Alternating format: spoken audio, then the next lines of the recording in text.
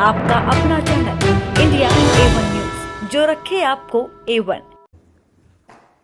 कल supreme court में MCD mayor चुनाव के मामले में आम आदमी पार्टी की बहुत बड़ी जीत हुई, जनतंत्र की जीत हुई, दिल्ली की जनता की जीत हुई, देश की जनता की जीत हुई। जो गलत तरीके से एलजी साहब और बीजेपी वाले हारने के बावजूद भी जोर ज़बरदस्ती करके असंवैधानिक तरीके से, गैरकानूनी तरीके से बीजेपी का मेयर बनाने की कोशिश कर रहे थे, उस षड्यंत्र को एक तरह से नाकाम कर दिया सुप्रीम कोर्ट ने। अभी थोड़ी देर पहले मैंने एलजी साहब के पास प्रस्ताव भेजा है कि 22 फरवरी को मेयर के चुनाव कराए जाएं। मैं उम्मीद करता हूं कि अब जल्द ही चुनाव होंगे और जल्द ही दिल्ली को उनकी मर्ज़ी का, जो उन्होंने वोट डाले थे, जो मैंडेट दिया था, उसके हिसाब से मेयर मिलेगा। लेकिन आज जो मैं आपके सामने रखने जा रहा हूँ मुद्दा, वो सुन के आप लोग चौंक जाएंगे। कल सुप्रीम कोर्ट के अंदर जो केस हुआ, उस केस के पहले की कहानी मैं आप लोगों को बताना चाहता हूँ कि उस केस को असंवैधानिक तरीके से इन्फ्लुएंस करने की किस तरह से एलजी साहब ने कोशिश की कि सुप्रीम कोर्ट के अंदर सच्चाई नहीं बताई जानी चाहिए। सुप्रीम कोर्ट में सच्चाई बताने से रोकने के लिए एलजी साहब ने पूरी कोशिश की। शैली ओबेरॉय जो हमारी मेयर कैंडिडेट हैं, उन्होंने सुप्रीम कोर्ट में केस किया। उस केस में उन्होंने दिल्ली सरकार और एलजी दोनों को अलग अलग पार्टी बनाया, क्योंकि दोनों के व्यूज़ अलग अलग थे। एलजी साहब ने कुछ कदम उठाए थे जो दिल्ली सरकार के मुताबिक असंवैधानिक थे, गैरकानूनी थे। तो शैली ओबेरॉय ने दिल्ली सरकार को, एलजी को अलग अलग पार्टी बनाया। दिल्ली सरकार ने यूडी सेक्रेटरी को आदेश दिए कि इस केस में गौतम नारायण को दिल्ली सरकार की तरफ से वकील नियुक्त किया जाए।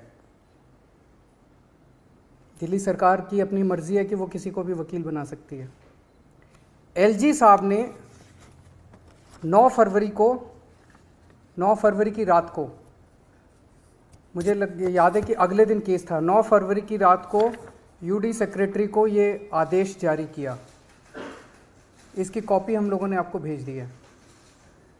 इसका सेकंड पैराग्राफ अगर आप पढ़ेंगे तो एलजी साहब ये कह रहे हैं कि honourable lieutenant governor has desired that urban development department shall defend this petition. उन्होंने कहा, एलजी साहब ने, कि पहली चीज़, आप मेरा वकील ही दिल्ली सरकार का वकील भी लगाइए। श्री तुषार मेहता एलजी साहब के वकील थे। दिल्ली सरकार के अफसर को आदेश दिया गया कि तुषार मेहता को ही दिल्ली सरकार का वकील भी लगाइए। तेरा वकील तो तेरा वकील भी मेरा वकील और मेरा वकील भी मेरा वकील। मतलब ये तो दुनिया के इतिहास में पहली बार हो रहा होगा कि दो अपोजिंग पार्टियां, दोनों अपोजिंग पार्टी का वकील एक ही होगा। तेरा वकील भी मेरा वकील और मेरा वकील भी मेरा वकील। तुषार मेहता दिल्ली सरकार का वकील और तुषार मेहता जो है वो एलजी का भी वकील। फिर इसमें लिखा है कि Delhi urban development department shall defend this petition. LG साहब उसको कह रहे हैं, अफसर को, कि जितने गलत काम मैंने किया आपको सुप्रीम कोर्ट में उसको डिफेंड करना है। आपको सच्चाई नहीं बतानी, आपको देख के सुप्रीम कोर्ट के अंदर मेरे सारे गलत कामों को डिफेंड करना है। ये किया। दूसरा आदेश, you should engage the services of Shri Tushar Mehta. मेरा वकील तुषार मेहता है, तुम भी तुषार मेहता को करो, तुम अपना वकील गौतम नारायण को मत करो। और तीसरा कहते हैं, counter affidavit has been file, कि तुम वहां क्या बोलोगे ये भी मैं तय करूंगा। तुम्हारा वकील ऑपोजिट पार्टी, दो पार्टियां कोर्ट में हैं। एक पार्टी अपनी दादागिरी, अपनी गुंडागर्दी, अपने पद का दुरुपयोग करके दूसरी पार्टी को कहती है कि तेरा वकील भी मैं तय करूंगा, तेरी सबमिशंस भी मैं तय करूंगा और तू मेरे पक्ष में बोलेगा। ये तो इन्होंने, ये क्या है? तो ये दो डायरेक्शन जब उस अफसर के पास गई, उस अफसर को दिल्ली सरकार के मनीष सिसोदिया जी ने डायरेक्शन दी कि आप गौतम नारायण को कीजिए। एलजी साहब ने डायरेक्शन दी कि आप तुषार मेहता को कीजिए। वो बेचारा अफसर आप सोच सकते हैं क्या करता। उसके पास कोई चारा नहीं था, उसने तुषार मेहता जी के पक्ष में अपना वकालतनामा दी। दिल्ली सरकार का वकालतनामा भी तुषार मेहता जी के पक्ष में दे दिया। क्यों दिया? उस अफसर के पास दो ऑर्डर थे। एक दिल्ली सरकार के मंत्री का ऑर्डर था जिसके अंडर में वो काम करता है, उसका एलजी से कोई लेना देना नहीं है उस अफसर का, और एक एलजी का ऑर्डर था। एलजी कह रहे हैं तुषार मेहता को वकील लगाओ, ये क्या मंत्री जी कह रहे हैं, उसके अपने मंत्री जी कह रहे हैं कि गौतम, उसने तुषार मेहता के वकालत के पक्ष में वकालतनामा दे दिया। तो तुषार मेहता सुप्रीम कोर्ट के अंदर दोनों पार्टियों की तरफ से खड़े थे, दिल्ली सरकार की तरफ से भी खड़े थे और एलजी साहब की तरफ से भी खड़े थे। जाहिर तौर पे अफसर के यहाँ पे बंदूक रख के उसको धमकी दे के तेरे को सस्पेंड कर देंगे, तेरे को ट्रांसफ़र कर देंगे, तेरा करियर बर्बाद कर देंगे, उससे ज़बरदस्ती करके और वो वकालतनामा दिलवाया गया। एलजी ने ऐसा क्यों किया? एलजी ने ऐसा इसलिए किया, एलजी साहब जानते थे कि उन्होंने जितने काम किए हैं वो गैर कानूनी है, असंवैधानिक है। अगर सुप्रीम कोर्ट के अंदर उनकी पोल खुल गई तो एलजी मुंह दिखाने के लायक नहीं बचेंगे। इसीलिए उन्होंने गुंडागर्दी करके, अपना पद का दुरुपयोग करके उन्होंने दोनों पक्षों का वकील एक करवाया, दोनों पक्षों का काउंटर एफिडेविट एक करवाया। तो इससे साफ साफ जाहिर है कि सुप्रीम कोर्ट में सच को छुपाने के लिए एलजी साहब ने ये सारा षड्यंत्र रचा। जैसे हम फिल्मों में देखते हैं कि जो क्रिटिकल गवाह है उसको कोर्ट में पेश होने से रोकने के लिए कभी उसको किडनैप कर लिया जाता है, कभी उसके परिवार वालों को किडनैप कर लिया जाता है, कभी उसको हत्या कर दी जाती है, जो क्रिटिकल विटनेस होता है। ये बहुत बड़ा गुनाह है, ये क्राइम है। एलजी साहब ने जो किया वो वही काम किया कि एक पार्टी के सच्चाई को सुप्रीम कोर्ट के सामने रखने से रोकने के लिए उन्होंने अपना ये सारा षड्यंत्र रचा। ये मैंने कई वकीलों से सुबह से बात की है। This amounts to, LG's action amounts to interference in the administration of justice. It is criminal contempt of court. LG of lieutenant governor of Delhi has committed criminal contempt of court. मैंने आज एलजी साहब को ये चिट्ठी भी लिखी है, आप लोगों को उस चिट्ठी की कॉपी भी दे दी है, और मेरी एलजी साहब से अपील है कि इस तरह से गुंडागर्दी करके दिल्ली को चलाने की कोशिश मत कीजिए। दिल्ली के कामों में, चुनी हुई सरकार के काम में इस तरह से गुंडागर्दी करके दखलंदाजी मत कीजिए।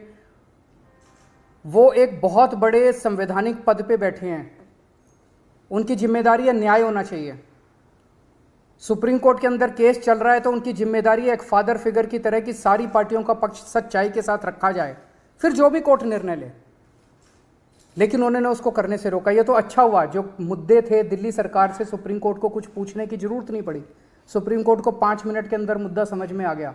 अगर सुप्रीम कोर्ट बाई चांस कल ये पूछता कि दिल्ली सरकार का वकील कौन है, दिल्ली सरकार हमें ये बताए, तो 2 लोग खड़े होते। एक तुषार मेहता खड़ा होता जिसके पास अफसर का वकालतनामा था, और एक गौतम नारायण खड़ा होता जिसके पास मनीष सिसोदिया का वकालतनामा था। ये क्या है? एलजी साहब कर क्या रहे हैं? अगर आपके कोई प्रश्न है तो आप। कोर्ट में आपकी तरफ से वकील आम आदमी पार्टी की तरफ से वकील थे, वो था शैली ओबरॉय। शैली ओबरॉय ने 2 लोगों को पार्टी बनाई, एक दिल्ली सरकार को और एक एलजी को। उन्हीं मुद्दों पे एलजी के अलग वो थे, दिल्ली सरकार के अलग थे, तो 2 अलग वकील होने चाहिए थे। तो मान लीजिए कोर्ट एक मुद्दे पे पूछता, दिल्ली सरकार आपको क्या कहना है, एलजी साहब आपको क्या कहना है, कोर्ट को पूछने की जरूरत नहीं पड़ी। कल आपने देखा कि 5 मिनट के अंदर जज साहब को पूरा मुद्दा समझ आ गया, उसके बाद उन्होंने ऑर्डर कर दिया। किस तरह से सरकार को भविष्य में देख रहे हैं या कामकाज को नहीं करेंगे, संघर्ष कर रहे हैं, लड़ रहे हैं। अंत में सच्चाई की जीत होगी, अंत में जनतंत्र की जीत होगी, संविधान की जीत होगी। संविधान को कुचल रहे हैं एलजी साहब, एक बार नहीं कई मौकों पे कह चुके हैं, मैं संविधान को नहीं मानता, मैं सुप्रीम कोर्ट के आदेशों को नहीं मानता। ऐसे एलजी के साथ कैसे दिल्ली चल सकती है, कैसे देश चल सकता है? सर, बहुमत आप लोग के पास है, अगर 22 तारीख को मेयर का चुनाव होता है तो आप लोग निश्चित है कि इस बार आम आदमी पार्टी का मेयर दिल्ली को मिल जाएगा? बिल्कुल मिलना चाहिए। जब हमारे पास नंबर्स हैं, आप सब लोग जानते हैं कि हमारे पास नंबर्स हैं, और नंबर्स भी 1-2 नहीं, लगभग 30-40 से भी ज़्यादा हमारी मेजॉरिटी है, उनसे ज़्यादा है। मैंने उनसे यही कहा है कि आपके जैसे, आप संवैधानिक पद पे बैठे हैं, इस तरह की हरकतें करना आपको शोभा नहीं देता है। सर, कल एक्साइज मैटर के ऊपर सीबीआई की दोबारा से इंटरोगेशन है मनीष की, क्या लगता है कि अब क्या इंटेंट लगता है? पहली चीज़ तो शराब घोटाला नाम की कोई चीज़ नहीं है, कोई घोटाला नहीं हुआ। सबसे अच्छी पॉलिसी देश में, सबसे पारदर्शी पॉलिसी हम लोगों ने बनाई। यही पॉलिसी जब पंजाब में लागू की गई तो पंजाब में 48% रेवेन्यू बढ़ा, सेम टू सेम पॉलिसी। तो दिल्ली के अंदर इन लोगों ने जानबूझ के पॉलिटिकल वेंडेटा के तौर पे, राजनीतिक षड्यंत्र के तौर पे इन्होंने ये सारा केस रचा है। मनीष जी कल जाएंगे, हम पूरा कोऑपरेट करेंगे और अंत में सच की जीत होगी। Thank you. ये तो वही बताएंगे, मैं कैसे बता सकता हूँ।